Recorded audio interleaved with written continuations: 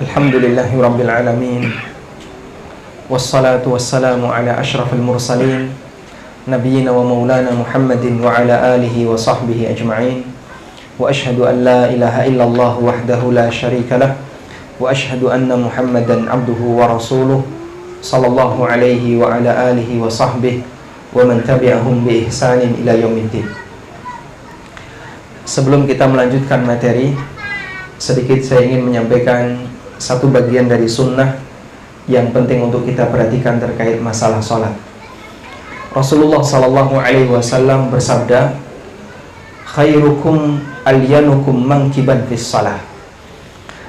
Orang yang terbaik di antara kalian dalam sholat berjamaah adalah orang yang paling lunak pundaknya ketika dia sedang sholat.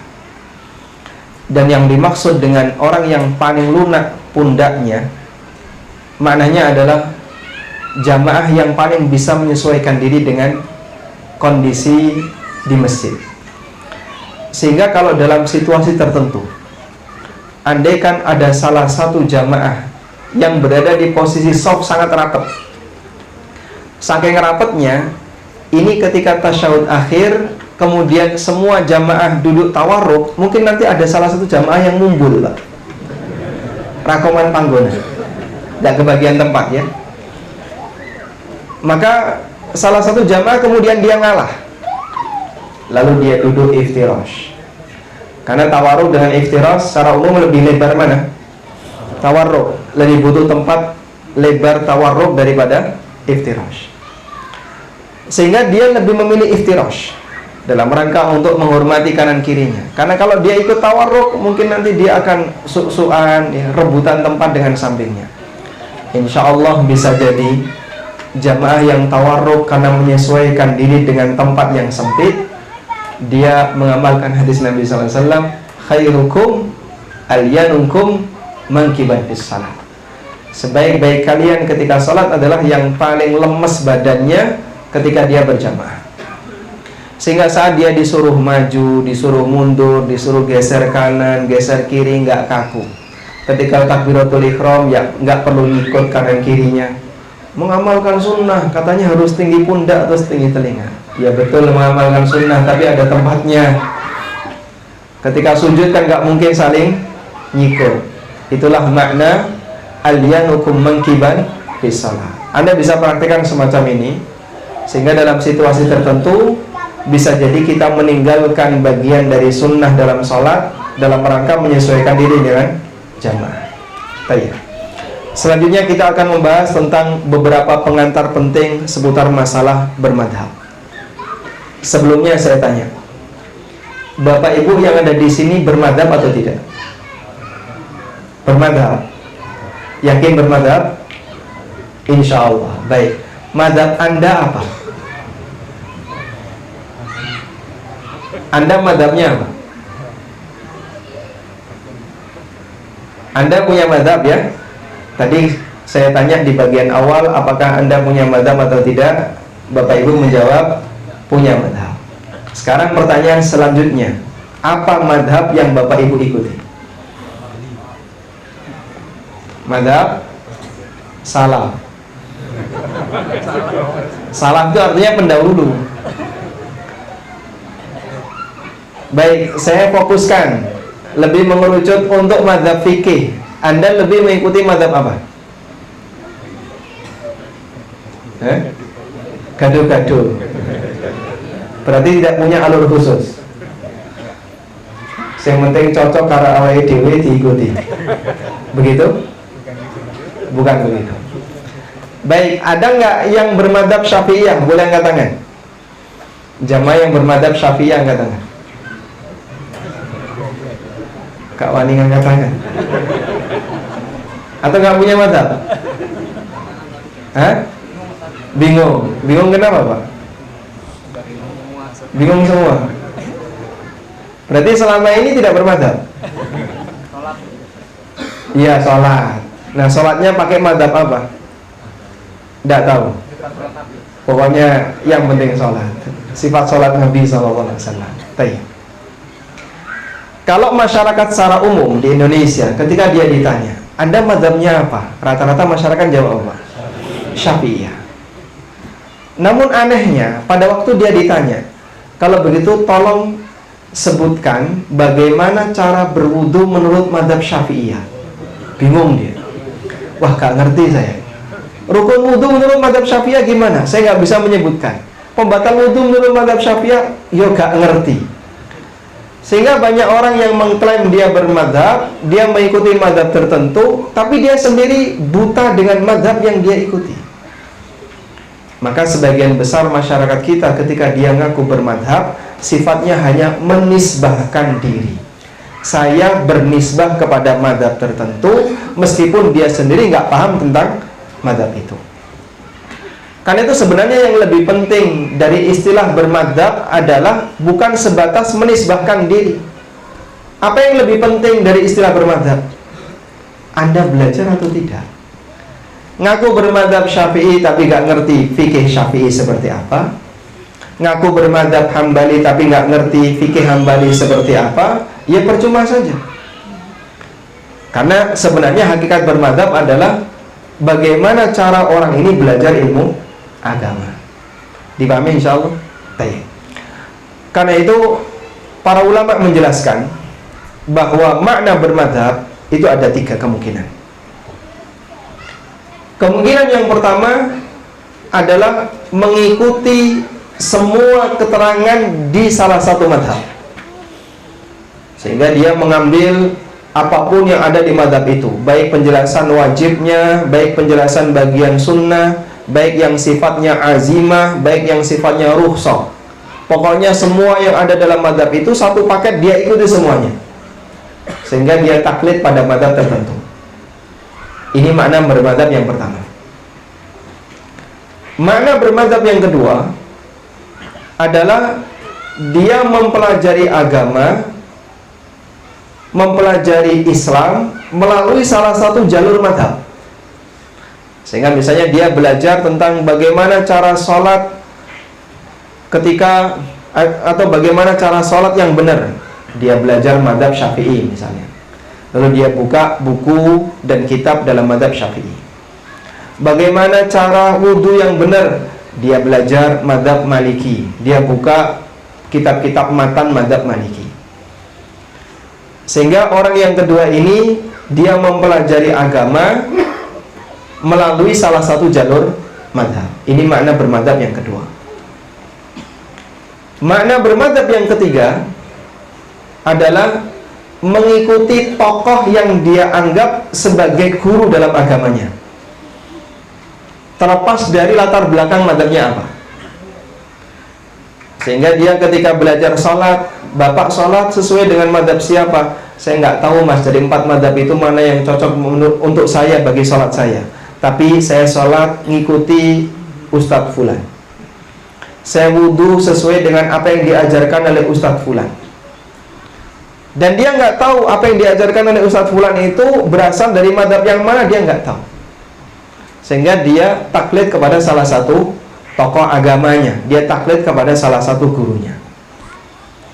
Maka madhab dengan makna yang ketiga di sini tidak bernisbah kepada salah satu dari 4 madhab yang ada, tapi dia mengikuti apa yang diajarkan oleh gurunya. Tayyib.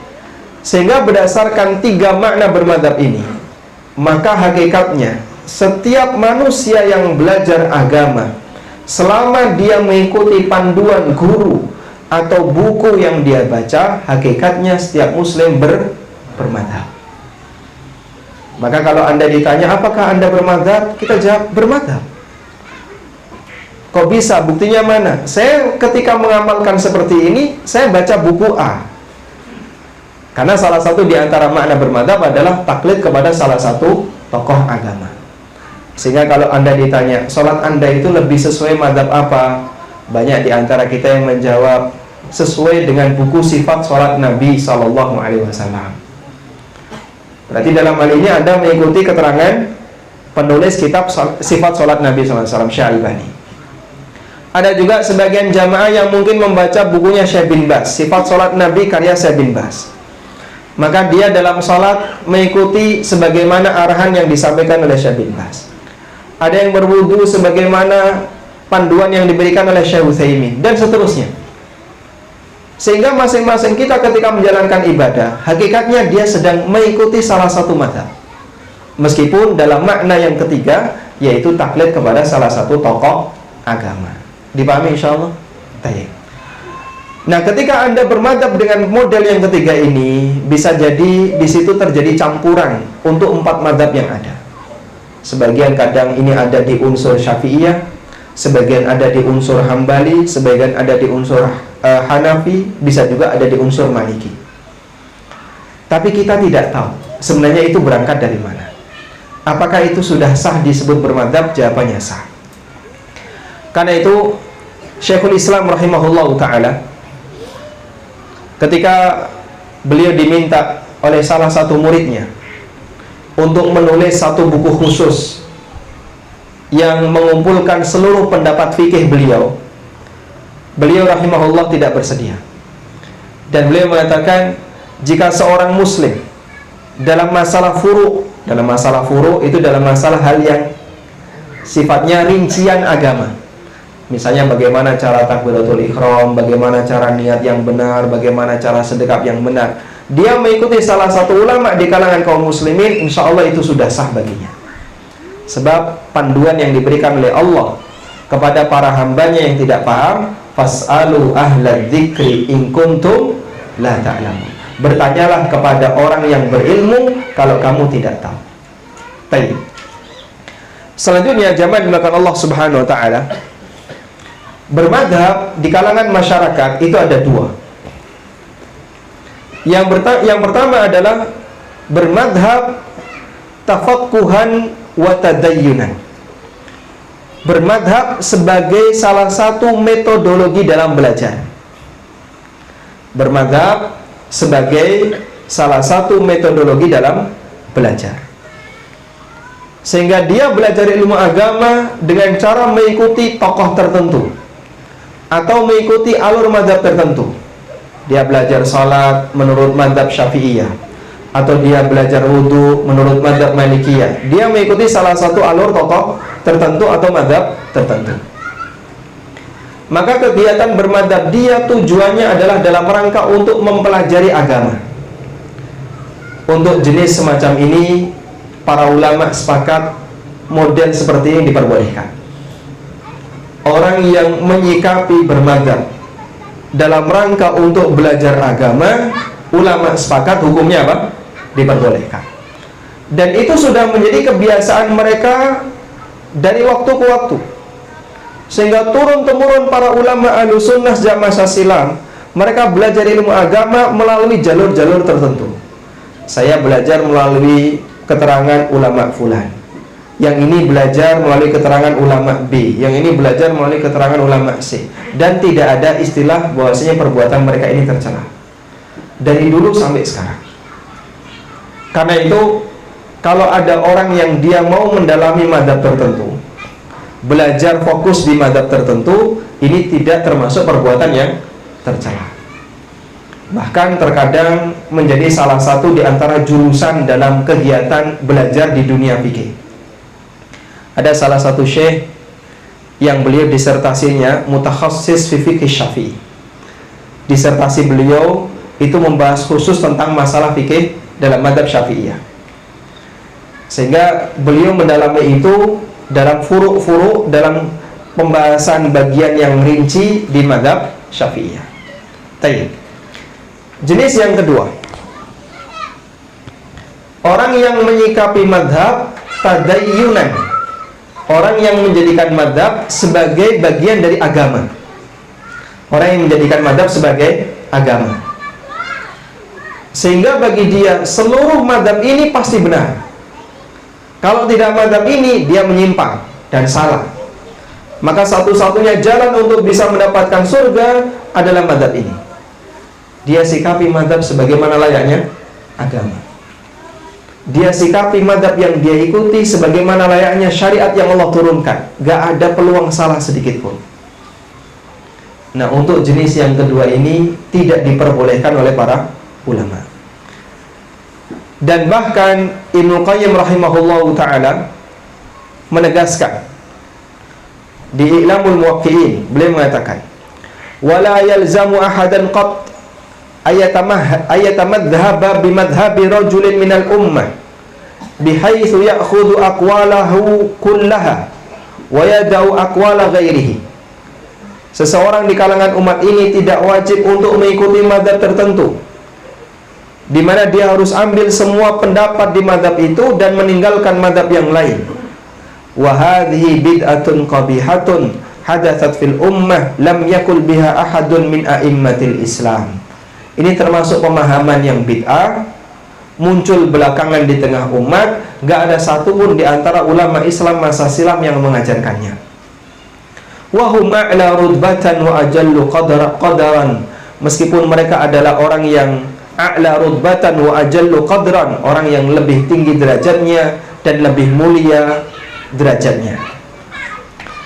Sehingga Ibnu Qayyim mengingkari kalau ada orang yang punya prinsip menjadikan mazhab sebagaimana layaknya agama. Nek sampeyan tidak ikut mazhab Hanafi, nanti nyemplung neraka.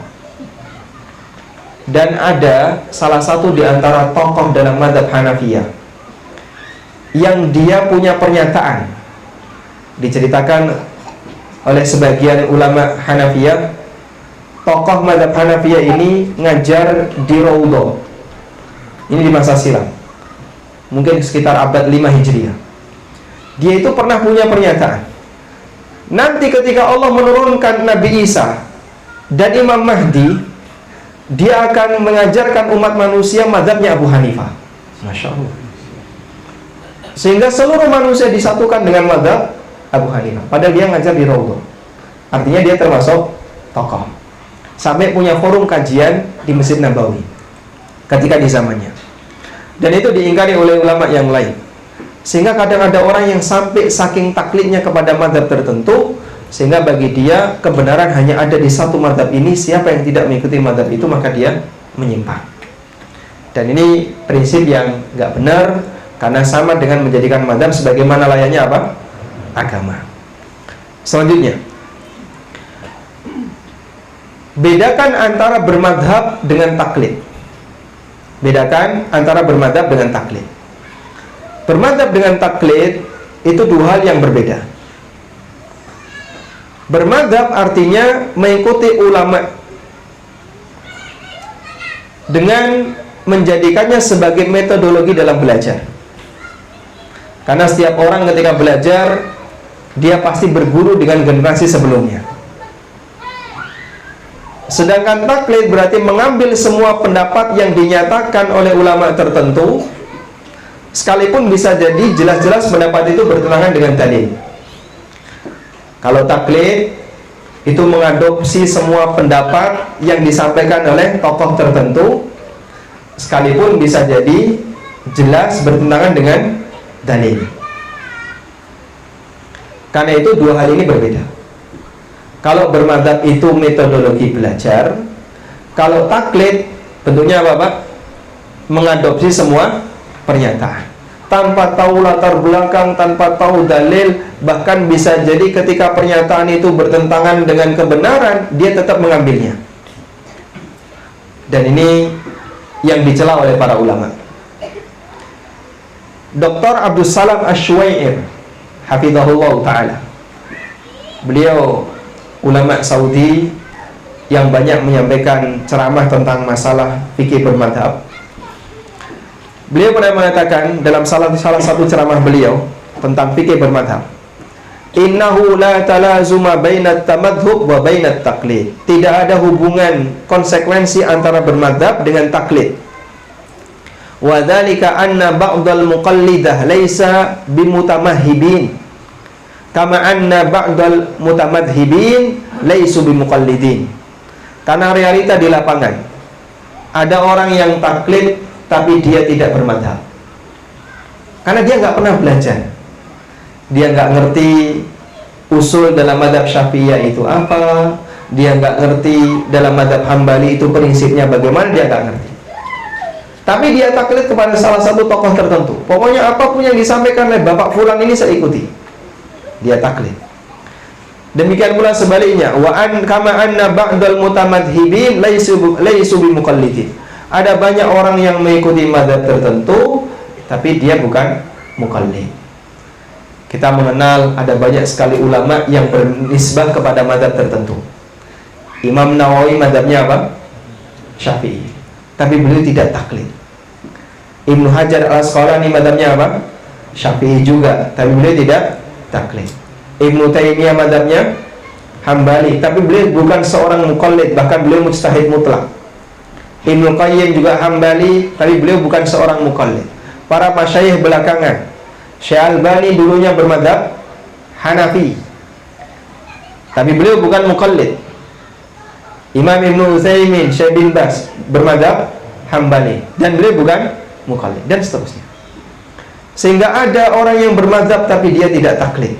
Sebaliknya ada orang yang taklid tapi dia tidak paham mazhab. Karena itu dua hal ini hal yang berbeda. Baik.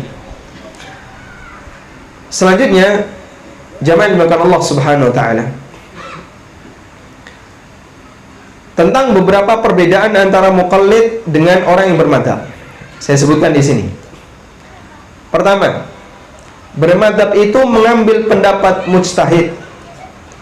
Adapun taklid mengambil pendapat orang lain, baik mujtahid maupun bukan mujtahid. Kita ulang ya. Beberapa perbedaan antara bermadzhab dengan taklid. Satu, bermadzhab itu pasti yang diikuti, yang dipelajari adalah keterangan ulama mujtahid. Kalau taklid, belum tentu yang diikuti ulama mujtahid. Bisa jadi ada orang yang taklid pada tokoh tertentu, dia ini tokoh yang menyimpang, gak punya madhab, bahkan bisa jadi gak ngerti agama, tapi pintar bicara, lalu diikuti oleh orang awam ini. Sehingga sebenarnya dia tidak bermadhab, karena yang dia ikuti bukan mujtahid. Tapi kalau bermadhab, pasti yang diikuti ulama mujtahid, sebab dia mempelajari agama melalui proses ijtihad.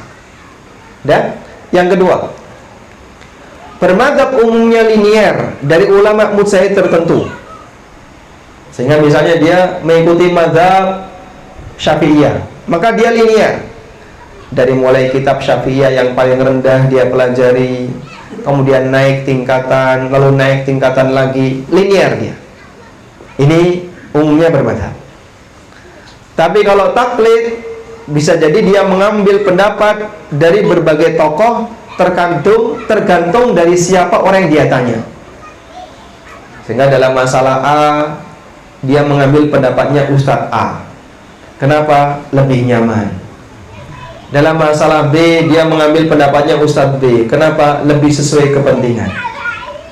Sehingga orang yang taklid itu kadang dia milih-milih jawaban mana yang lebih sesuai dengan kepentingannya.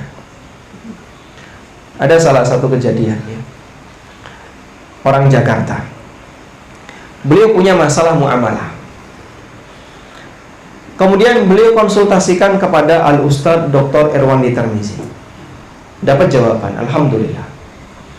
Namun jawaban beliau ternyata sangat berbahaya bagi unit usahanya. Masya Allah. Akhirnya yang bersangkutan nyari pembanding.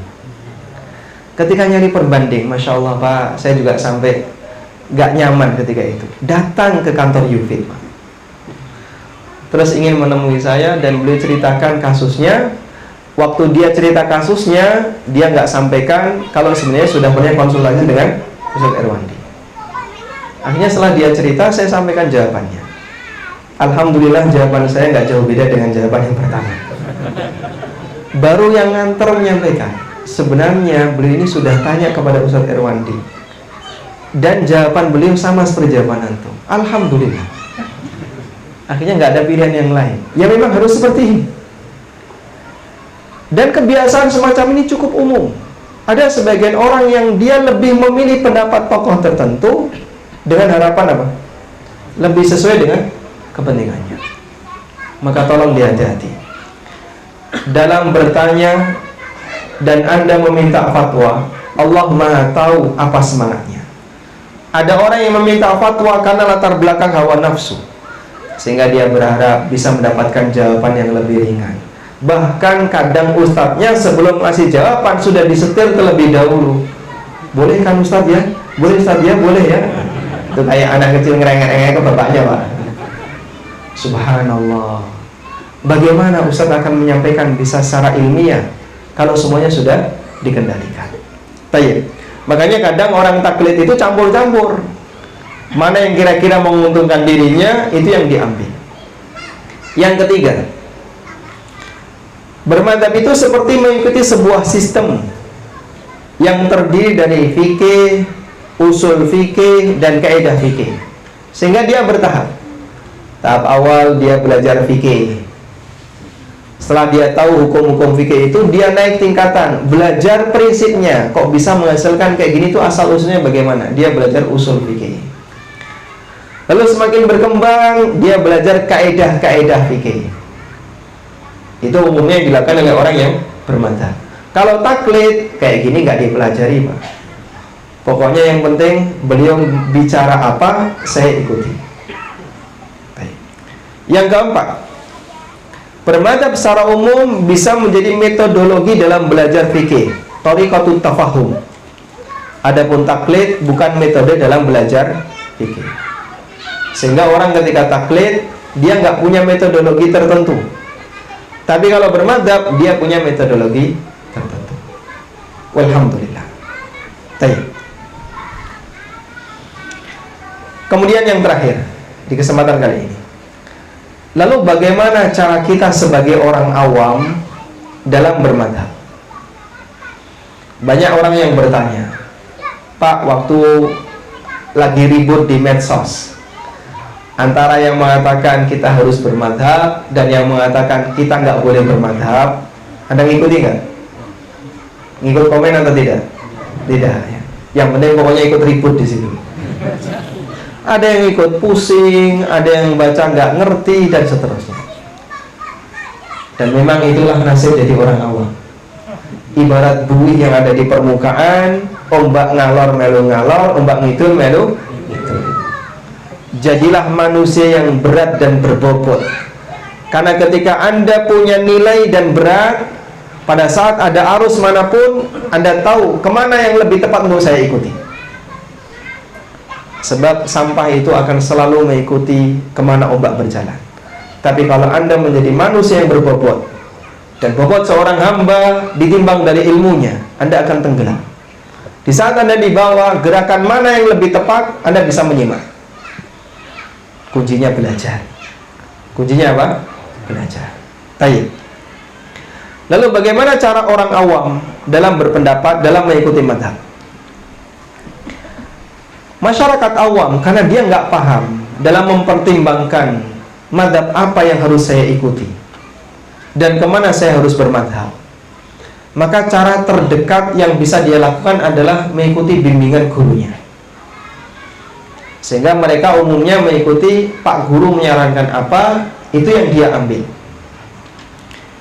Ibnu Qayyim rahimahullah pernah mengatakan, annal qail annahu syafi'iyyun au malikiyun au hanafiyun yaz'amu annahu muttabi'un lidzalikal imam salikun tariqahu wa innama hadza yasihu lahu idza salaka sabilahu fil ilmi wal ma'rifah. Orang berhak untuk mengklaim dia bermadzhab tertentu. Menurut Ibnu Qayyim, syaratnya adalah dia paham bagaimana cara ulama ini dalam mengambil dalil. Kata beliau, orang yang mengatakan dirinya bermadzhab Syafi'i, atau mengatakan dirinya bermadzhab Maliki, atau mengatakan dirinya bermadzhab Hanafi, yakin bahwasanya dirinya mengikuti imam mazhabnya dan meniti jalan mazhabnya. Pernyataan ini bisa dinilai benar jika dia menempuh jalan imam mazhabnya dalam mempelajari ilmu agama. Kalau belum sampai pada tingkatan seperti itu, kata Ibnu Qayyim, belum layak untuk disebut bermadzhab sebagaimana mazhab imamnya. Sudah? Sehingga kondisi ini berbeda dengan orang awam yang mereka tidak intensif dalam belajar agama selain hanya kajian umum atau kajian tematik. Sehingga sebagian ulama menegaskan bahwa orang awam yang tidak bisa bermadzhab, orang awam tidak bisa bermadzhab karena mereka tidak belajar secara linear terhadap madzhab tertentu, baik berkaitan dengan metode berdalil maupun yang berkaitan dengan masalah cabang. Maka hakikatnya orang awam tidak bisa dinisbahkan apakah dia bermadzhab Syafi'i, apakah dia bermadzhab Maliki, ataukah bermadzhab yang lainnya. Karena itu Ibnu Qayyim mengatakan la yasihu lil ami, tidak sah bagi al-ami. Ami itu artinya orang awam. Ami Nur Faiz itu artinya orang awam. La yasihu lil ami madhabun walau tamadhaba fihi fal ami la madhaba lahu. Tidak sah adanya madhab bagi orang awam. Jika dia bermadhab, hakikatnya orang awam itu tidak memiliki madhab. Karena madhab berlaku bagi orang yang memiliki kemampuan dalam mengkaji dan meneliti. Innama yakunu liman lahu naw'u nadharin wal istidlal. Madhab itu berlaku bagi orang yang dia punya kegiatan mengkaji dan meneliti. Wa yakunu basiran bil madhahibi ala hasabihi. Dia memiliki pengetahuan tentang berbagai madhab sesuai dengan kemampuannya. Bermadhab juga berlaku bagi orang yang membaca referensi madhab tertentu terkait hukum-hukum praktis dan mengetahui fatwa dan pendapat imamnya. Sehingga orang awam kalau dia mengklaim saya bermadhab fulan, kata Imam Ibnu Qayyim, sebenarnya nggak sah untuk penyebutan semacam ini ketika dia tidak memahami bagaimana prinsip yang diajarkan oleh imamnya.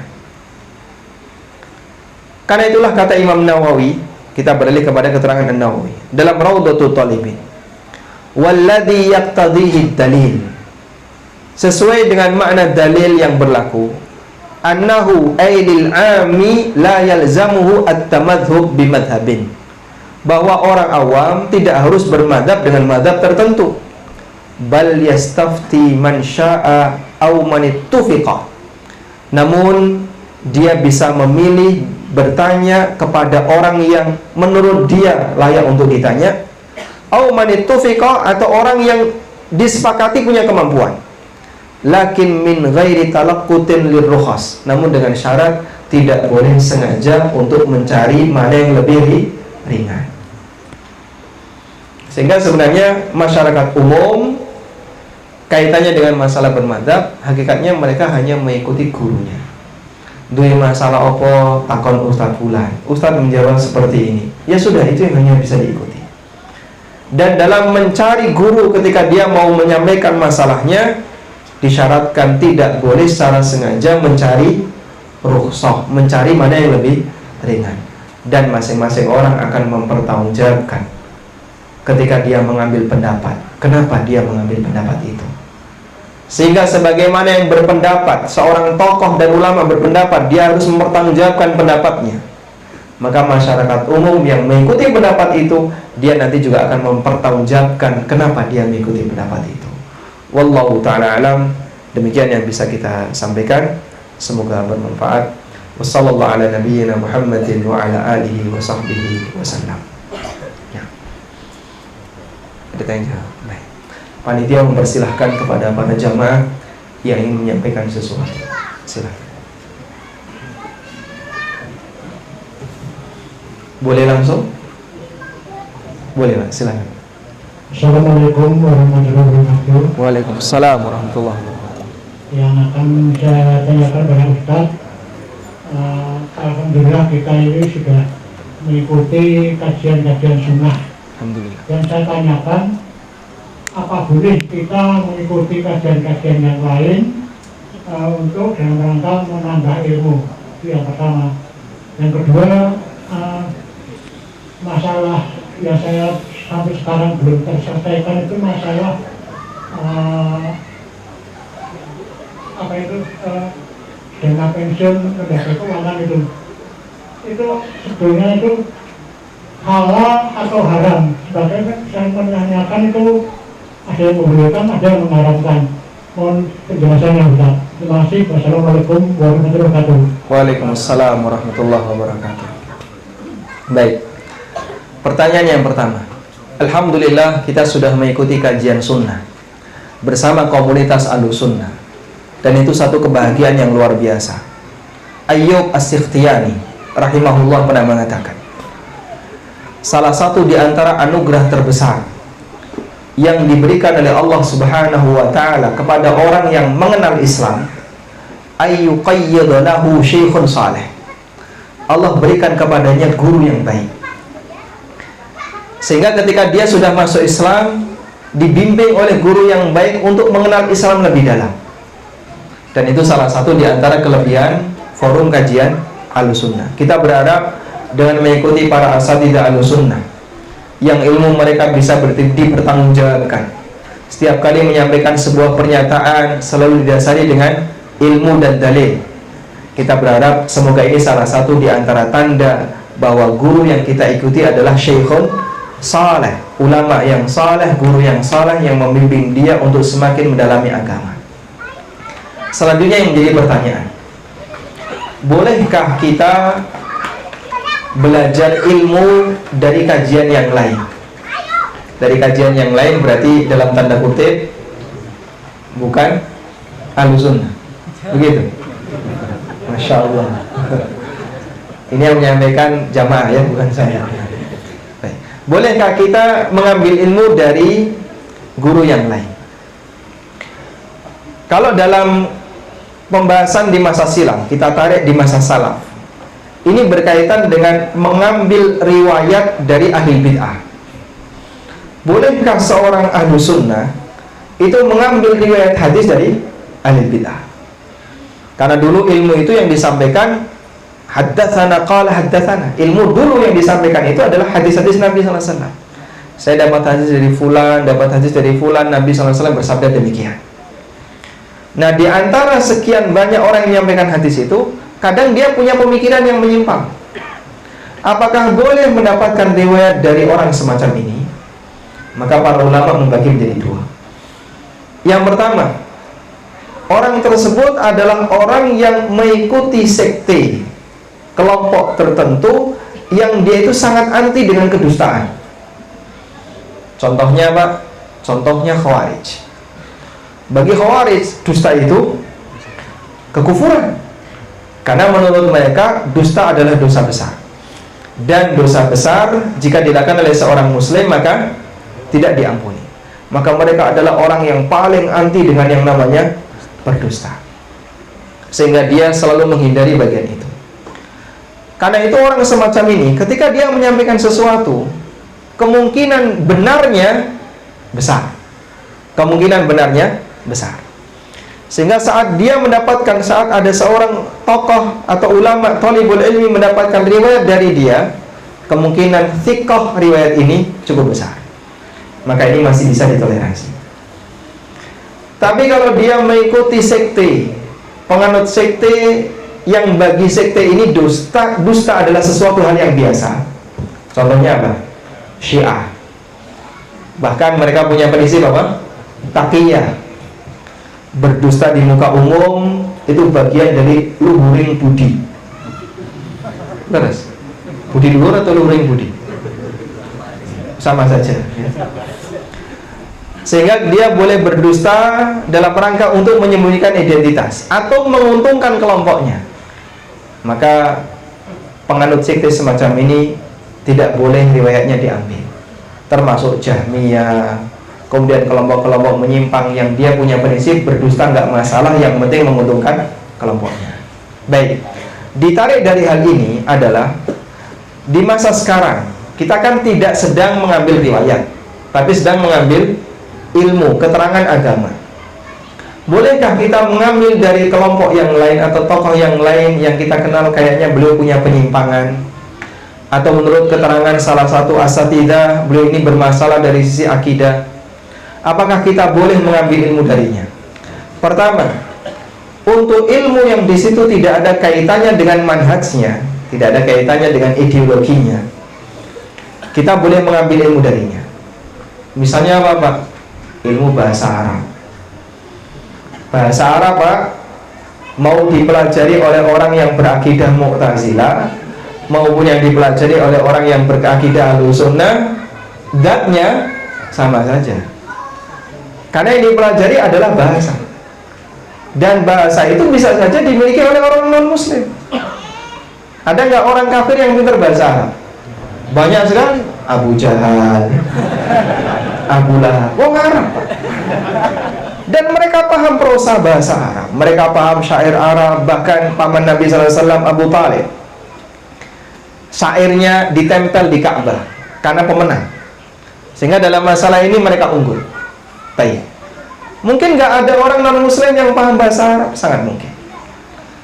Sehingga kalau kita belajar ilmu semacam ini, tidak ada kaitannya dengan ideologi. Atau termasuk juga ilmu alat yang lain, misalnya ilmu usul fikih yang tidak sampai pada ranah ideologi, hanya sebatas pendekatan dalam memahami dalil. Maka para ulama masih memberikan toleransi ketika orang itu belajar dari sekte yang lain. Dipahami insya Allah. Karena itu beberapa penulis kitab usul fikih, mereka memiliki madhab ahlul kalam, bermadhab ahlul kalam, dan referensi itu masih tetap dipakai meskipun penulisnya memiliki madhab ahlul kalam. Tapi kalau berkaitan dengan ilmu yang ada hubungannya dengan akidahnya, ada hubungannya dengan manhajnya, ya tentu saja kita tidak boleh mengambil darinya, sebab yang dia sampaikan adalah penyimpangan. Apa yang Anda dapatkan bisa jadi itu adalah kotoran, sementara kita butuh sesuatu yang bersih.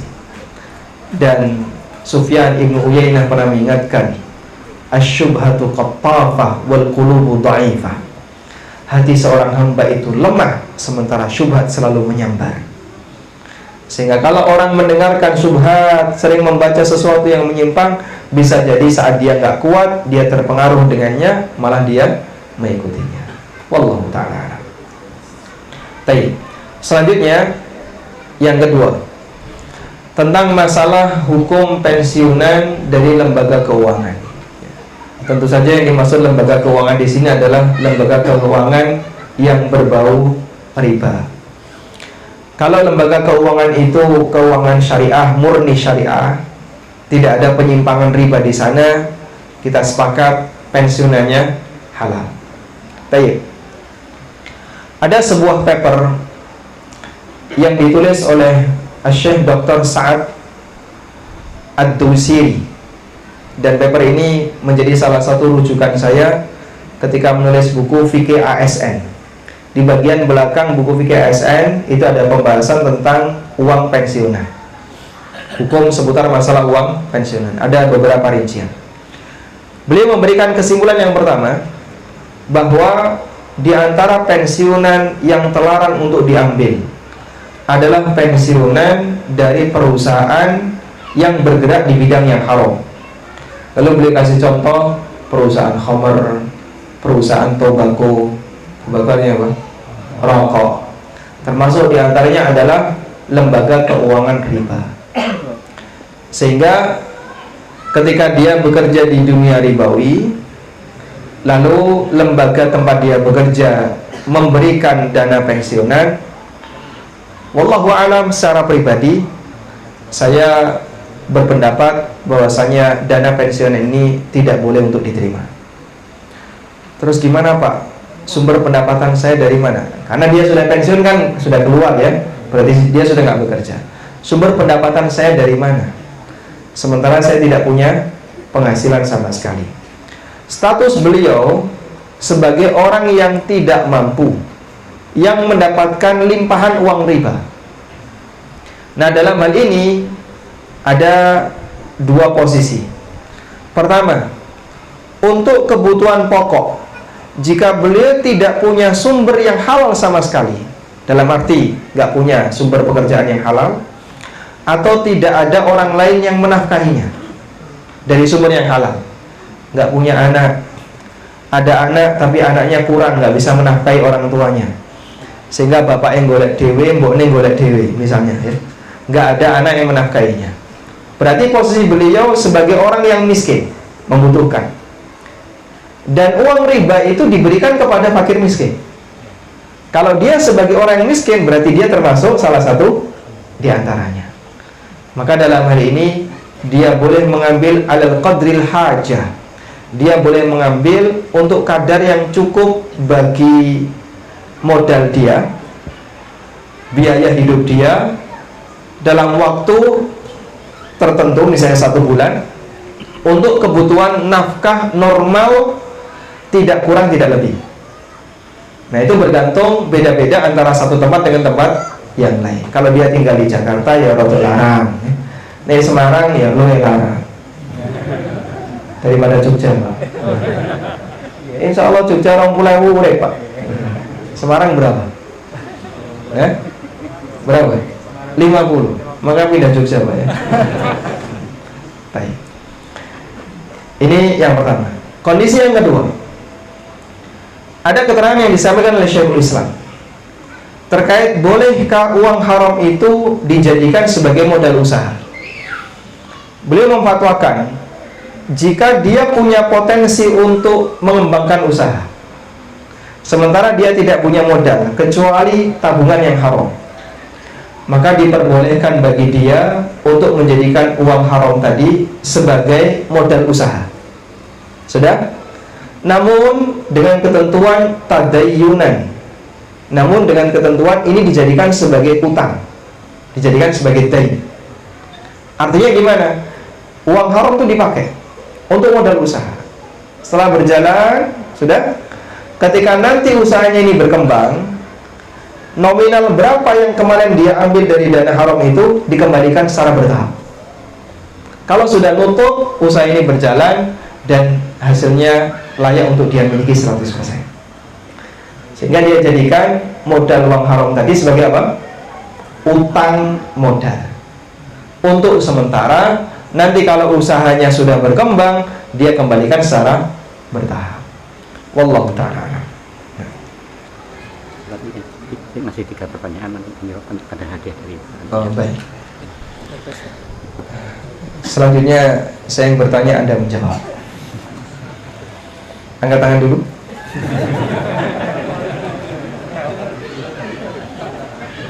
Angkat tangan dulu. Udah pegang mic ya? Siap jawab? Orang situ? Dapat tadi ya, insya Allah. Oh baik, pertanyaannya dulu ya. Pertanyaannya dulu. Pertanyaannya, sebutkan nama, boleh ya?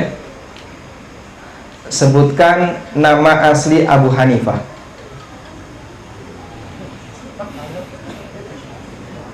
Buka internet ini. Oh, silakan. Alhamdulillah, barakallahu fikum. Nama asli dia adalah Nu'man ibn Thabit. Masya Allah. Baik. Pertanyaan yang kedua, sebutkan 2 perbedaan taklid dengan bermadhab. Nah, yang ini yang pertama, katakan 1. Pertama, untuk yang bermadzhab, metodologi dalam belajar sesuai dalil. Metodologi dalam belajar sesuai dalil. Yang sedangkan taklid mengambil semua pendapat tokoh walaupun bertentangan dengan dalil. Walaupun dengan. Yang kedua, mengambil pendapat ulama mustahid. Kalau bermadzhab itu pasti mengambil ulama mustahid. Ya, kalau taklid mengambil pendapat dari orang lain yang belum tentu. Mustahid. Masya Allah, barakallahu fikum. Mahasiswa? Guru. Oh, Masya Allah, gurunya mahasiswa. Pertanyaan yang ketiga. Oh, untuk ibu-ibu ya. Pertanyaan yang ketiga untuk ibu-ibu. Baik. Pertanyaannya adalah, sebutkan nama istrinya Imam Syafi'i. Ummu Syafi'i. Imam Syafi'i. Kangelan ya? Susah ini? Baik, saya ganti berarti pertanyaannya ya. Saya ganti. Pertanyaannya adalah, nanti jawabnya gimana, Pak? Ada mic-nya. Oh, ada mikrofon. Ada mikrofon. Baik. Sebutkan 3 keutamaan ilmu agama. Cukup banyak dalilnya, Anda sebutkan 3 saja.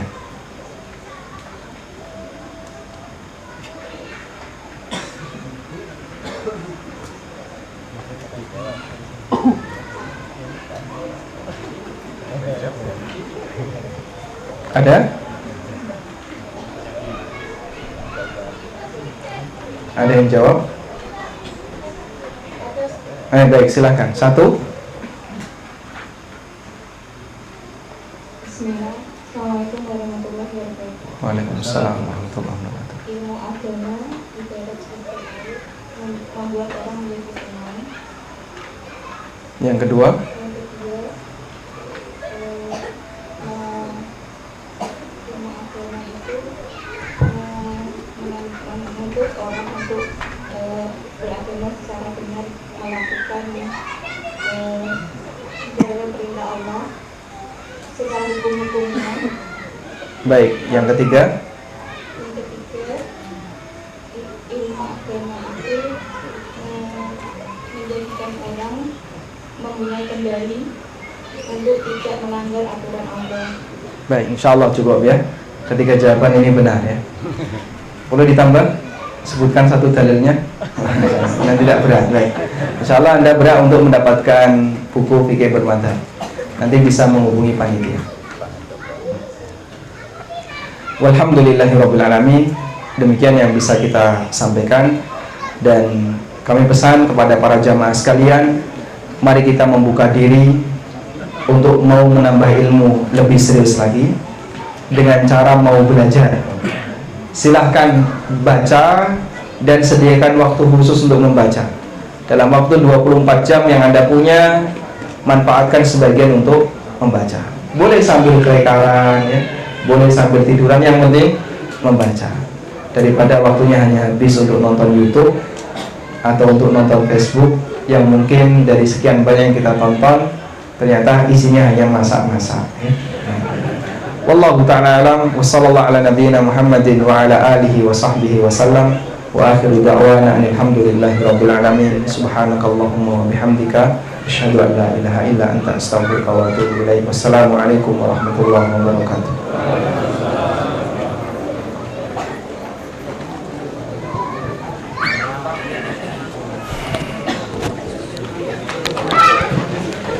Untuk kawanan kesehatan yang ibu-ibu bisa menghubungi Bu Handoto. Bu Israel.